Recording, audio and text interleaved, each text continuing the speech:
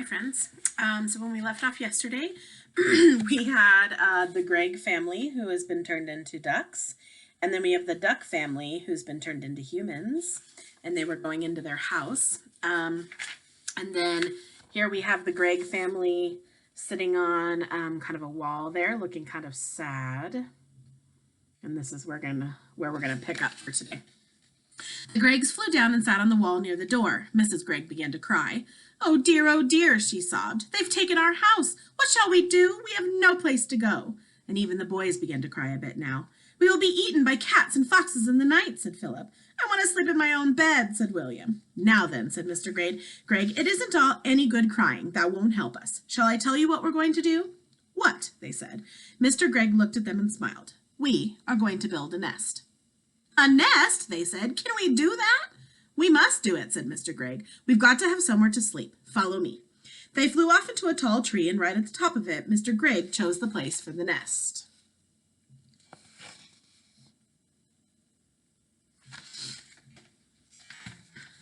Now we want sticks, he said. Lots and lots of little sticks. Off you go, all of you, and find them and bring them back here. But we have no hands, said Philip. Then use your mouths. Mrs. Gregg and the children flew off. Soon they were back, carrying sticks in their mouths. Mr. Gregg took the sticks and started to build the nest. More, he said. I want more and more and more sticks. Keep going. The nest began to grow. Mr. Gregg was very good at making the sticks stick together.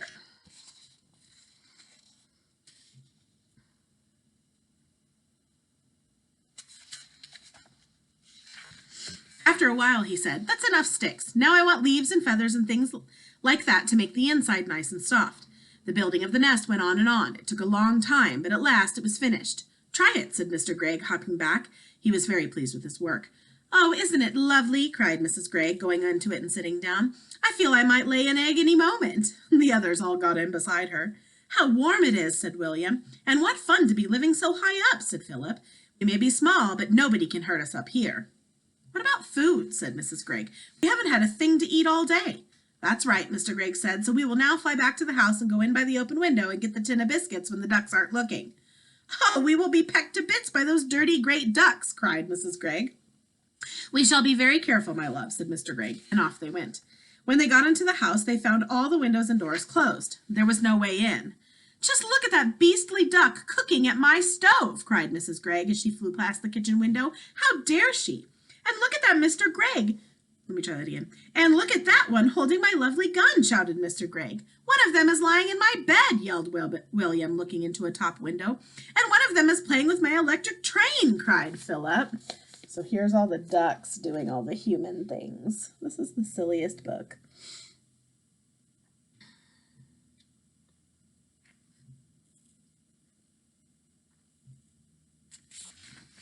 Oh dear, said Mrs. Gregg. They've taken over our whole house. We shall never get it back. And what are we going to eat? I will not eat worms, said Philip. I would rather die. Or slugs, said William.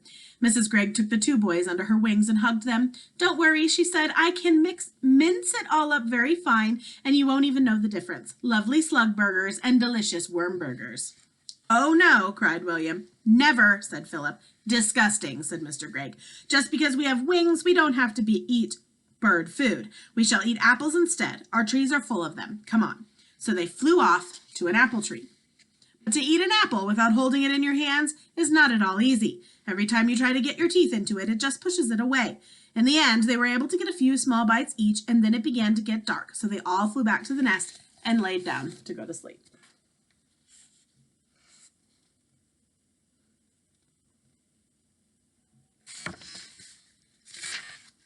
It must have been at about this time that I, back in my own house, picked up the telephone and tried to call Philip.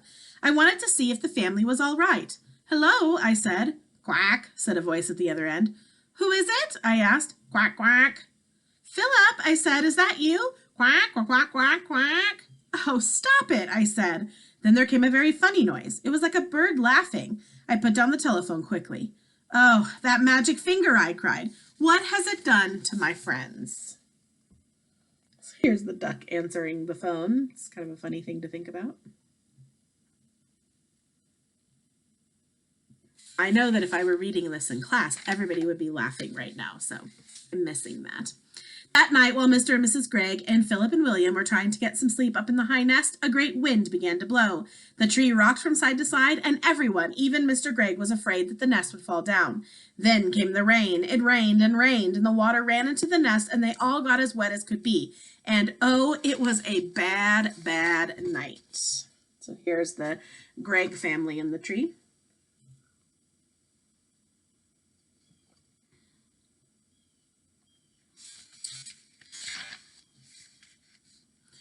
At last morning came, and with it the warm sun. Well, said Mrs. Gregg, thank goodness that's over. I never want to sleep in a nest again. She got up and looked over the side. Help, she cried. Look down there. What is it, my love? Said Mr. Gregg. He stood up and peeped over the side, and he got the surprise of his life. On the ground below them stood the 4 enormous ducks, as tall as men, and 3 of them were holding guns in their hands. One had Mr. Gregg's gun, one had Philip's gun, and one had William's gun. The guns were all pointing right up at the nest. So interesting little thing here that this family was once hunters, and now they are being hunted. Very interesting turn of events. No, called out Mr. and Mrs. Gregg, both together. Please don't shoot. Why not? Said one of the ducks. It was the one who wasn't holding a gun. You're always shooting at us. Oh, but that's not the same, said Mr. Gregg. We are allowed to shoot ducks. Who allows you? Asked the duck. We allow each other, said Mr. Gregg. Very nice, said the duck. And now we are going to allow each other to shoot you. I would have loved to have seen Mr. Gregg's face just then.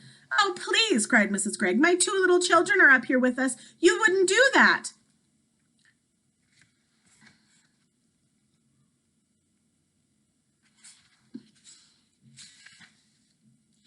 I'll never do it again, cried Mr. Gregg. Never, never, never. Do you really mean it? Asked the duck. I do mean it, said Mr. Gregg. I'll never shoot another duck as long as I live. That's not good enough, said the duck. What about deer? I'll do anything you say if you will only put down those guns, cried Mr. Gregg. I'll never shoot another duck or another deer or anything else ever again. Will you give me your word on that? Said the duck. I will, said Mr. Gregg. Will you throw away your guns? Asked the duck. I will break them into tiny bits, said Mr. Gregg, and never again need you be afraid of me or my family. Very well, said the duck. You may now come down. And by the way, may I congratulate you on the nest for a first effort? It's pretty good. Mr. and Mrs. Gregg and Philip and William hopped out of the nest and flew down.